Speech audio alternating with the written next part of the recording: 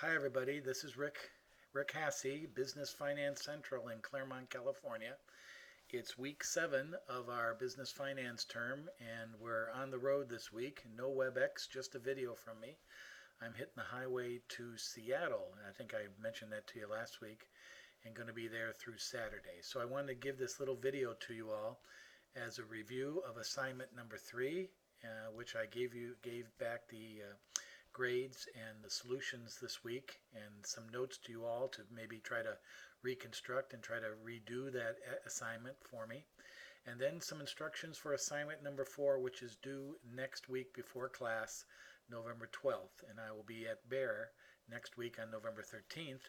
And also Lisa Murphy will be there as well to make herself available for any academic advising that you all need for the next term. So first of all, let's take a look at assignment number 3. Here it is right here. And assignment number 3, this is question number 1, where you are asked to determine the investment of $27,000 and what the cash flow would be to legitimize that investment of $27,000. First of all, you have $27,000 being spent in year 0 on the asset. Then you have $1,500 being received or being spent every year for the maintenance. Now the key part of this case is to determine the amount of dollars we're saving by the efficiency of the heating oil of the furnace. Saving 24 gallons at $3.50 in year 1. It's $3 now, so it would be $3.50 year 1. 4 and $4.50 and then $4.50 for the balance of the 20 years. The key thing of this analysis is you have to take it out to 20 years because you have to determine going out 20 periods the discount of those 20 years like I've done here. Notice the discounted cash flow. It's year 1 through 20 at 8%, $88,000. The net present value, or the difference between the discounted cash flow and the investment, is the NPV of $61,058. I do an IRR analysis taking year 0 through year 20. With the IRR formula, I get 31.37%. Again, let me show you that. The discounted cash flow would be calculated by using the formula NPV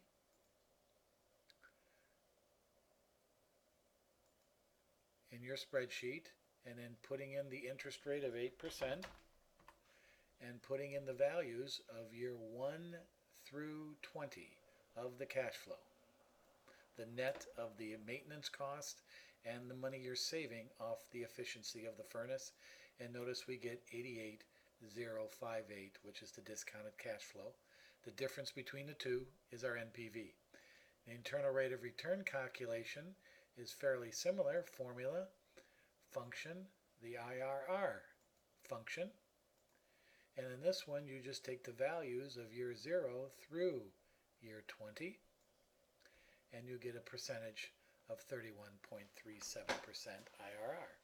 The profitability index is the relationship of the NPV to the investment, 2.26 times greater, and the payback is how many years it takes us to pay back the $27,000. 6,900, 8,100, 9,300, and the final year it's going to be paid off within year 4. 2,700 as a percent of 9,300, 29%, 123.29 years. So this question number 1 is in regards to the efficiency of purchasing an asset. Question number 2 is the sales and costs associated with an investment of an asset. A little bit more the usual capital budgeting analysis. In this case, $6 million is the investment. You have sales at the sales figure at $4 per unit, and they tell you how many sales units you're spending or you're incurring every year 1 through 6. The production costs are $1.50 times the number of units sold. Depreciation is straight line over 6 years. Your tax rate is 35%. You add back the depreciation. Your working capital is 10% of sales. 10% of sales. In other words, If sales are now $2.4 million, 10% of 2.4 is 240,000. 240,000. Goes up to 4 million. You have to add another 160. So you now have 400,000 accumulated in working capital, which is 10% of sales. No working capital in year 3 because there's no delta in sales. But then sales starts going that down, so we start adding back working capital, and in the final year taking 10% of the final year sales, since there's no year 6 sales, 80,000, and notice the delta of working capital is 0. Everything is accumulated and then paid back as you pay off the working capital. Then we go ahead and do the discounted cash flow at 12% of year 1 through year 6, determine the NPV and the internal rate of return. Naturally, the payback method will be taking this and paying it back over the course of time. Let me show that to you. Payback in years. So in the first year, we start out with 6.2 million. We pay back 1.1. We have that left to pay back. Year 2, taking that balance and adding in year 2, we have that to pay back. Now we just move this over and use that formula for the remaining times. Notice we pay back in year 4. So I take 1,937,500 as a percentage of the year 4 sales, or net cash flow.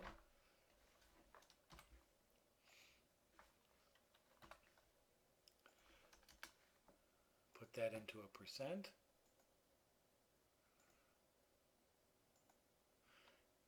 91, so it's 123.91 years. That's the answer. 3.91 years. So that's how we do it. So this is an analysis of whether the investment of $6.2 million is going to prove profitable over a 6-year investment life. So I want you to compare that. Now this is a good template for our assignment number 4, or what you have to do for this next week. Now assignment number 4 can be patterned off of this spreadsheet that I've given you right here in week number 7. This is part of week number 7 notes. This is a sample of a capital budget analysis, kind of like we just did in assignment number 3, but the difference between this one is you have to calculate the weighted average cost of capital. Here's that question here. WACC is 70. Determine the cost of capital. 70% debt, 30% equity. That's the capital structure. The interest rate on the debt is 7.5%. The company's tax rate is 22%. The firm's beta, risk-free rate, and return rate. This has to do with the capital asset pricing model. Notice in this problem, your calculation of WACC is at 22%, but the problem is the capital analysis has a tax rate of 30%. Note that when you start putting this together. So this spreadsheet in week 7 shows you an example of cost of capital. In this case, the capital structure is 40% debt, 60% equity. We take the cost of debt, which is in this case the bond yield, and we multiply it times 1 minus the tax rate to get our after-tax cost of debt. That after-tax cost of debt times the debt capital structure weight is 2.32. The cost of equity is the capital asset pricing model. The risk-free rate, in this case of this example, is 2.15%, plus the market return minus the risk-free rate, which is 9 minus 2.15, 6.85, times the beta of the company. We get 14.14% cost of equity. Weight that by the 60% equity, 8.48. Add 2.32 and 8.48. That's our cost of capital.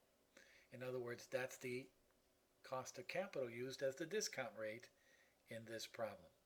Use these as your templates for assignment number 4, and it'll make it a lot easier. And we'll review this in our class next week. So good luck, everybody. I hope everything goes well on this. This is a tough subject, but we got to master it to move on to bigger and better things later on in the course.